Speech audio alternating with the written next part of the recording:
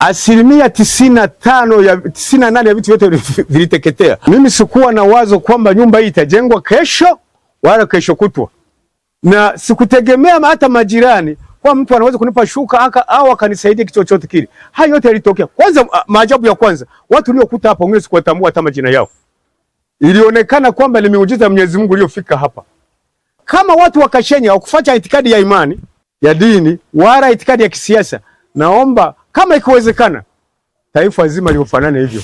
Ni Mzee Abubakari Kamramba, mkazi wa manispaa ya Bukoba mkoani Kagera, akieleza changamoto aliyoipata baada ya nyumba yake kuteketea kwa moto, huku akishangazwa na nguvu ya jamii pamoja na watu waliojitoa kumsaidia, kwani anaeleza alikuwa haelewi nini afanye kwa wakati huo. Mimi kwa jina naitwa Abubakari Muhammad Kamramba, ni mkazi wa mtaa wa Kashenye, kata Kashai.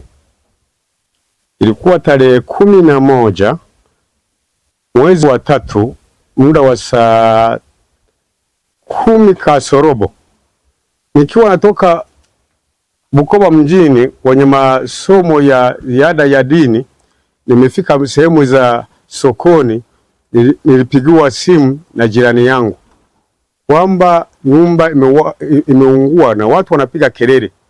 Basi nipata wasamaria wakaniruka kwenye pikipiki kwa nilete. Nilipofika hapa nilikuta vijana wengi wa mtaa huu wanaendelea na uzimaji wa moto. Neno aliyozungumza mwenyekiti wa mtaa alisema kwamba muangalieni huyu mtu, mwekee sehemu ya kuhifadhi, jitu mengine yafuate baadaye. Jirani mmoja alinipatia sehemu ya kuhifadhi watoto. 95 ya 98 ya vitu vyote viliteketea. Vile vile nje baikupa mabata yangu mengine yalipotea, lakini yakabaki mabata 5. Kwa hiyo nione kwamba siwezi kuvihamisha hivyo. Mimi nilikuwa nabaki nje hapo mlangoni kuangalia bata wale 5 waliobaki, vile vile kuangalia na vitabu. Kwa hiyo nyumba ilipokuwa inatikisika vitu vinaanguka chini, mimi nakimbia na kwenda nje naendelea kuviangalia mpaka walipoanza kutengeneza nyumba. Mzee Abubakari hakusita kueleza jamii ilivyomshika mkono, sambamba na Hajati Zara ambaye ni mzaliwa wa wilaya ya Bukoba mkoani Kagera, lakini kwa sasa makazi yake yapo nchini Uingereza, na aliona taarifa ya nyumba hiyo kuteketea kwa moto, ndo akaamua kumsaidia kumjengea upya nyumba yake. Lakini ajabu na ukweli, siku ya tarehe 12 muda wa saa 1 alitokea fundi mmoja akasema, nimetumwa na mtu anayeitwa Zahara, akaonyesha picha yake, akasema nataka kukusaidia kujenga nyumba hii. Ni ukweli, alianza shughuli hiyo, kaenda kaleta vifaa, akahesabu, akaanza kujenga.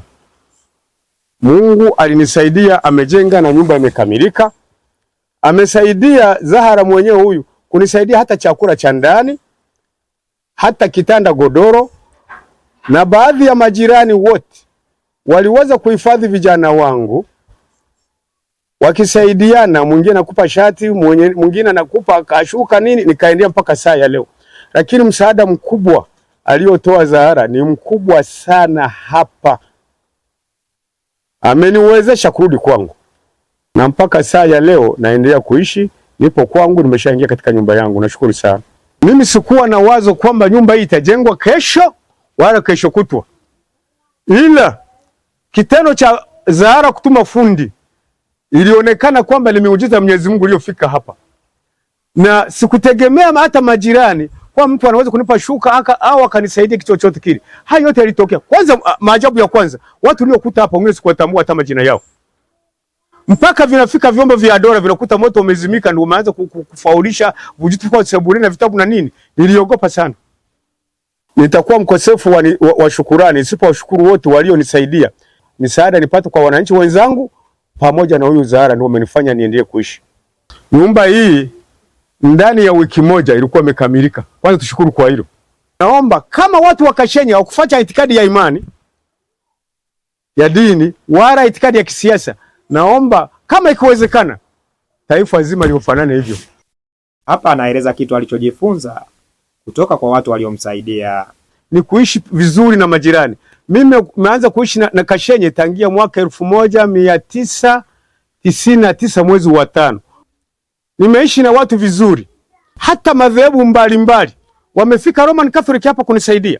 Wamefika Lutheran, warokole mbalimbali walikuwa wanakuja na wenyewe na kunipa pole. Hii inaonyesha ni jinsi gani ninavyoishi vizuri na watu wa mtaa wa Kashenyi. Nimejifunza kuishi katika jamii. Kwanza tusifuate itikadi za kisiasa wala za imani ya dini. Jambo la kwanza ni kuishi vizuri na mtu. Mtakapo korofishana isikuwe siku 3 bila kuungana naye.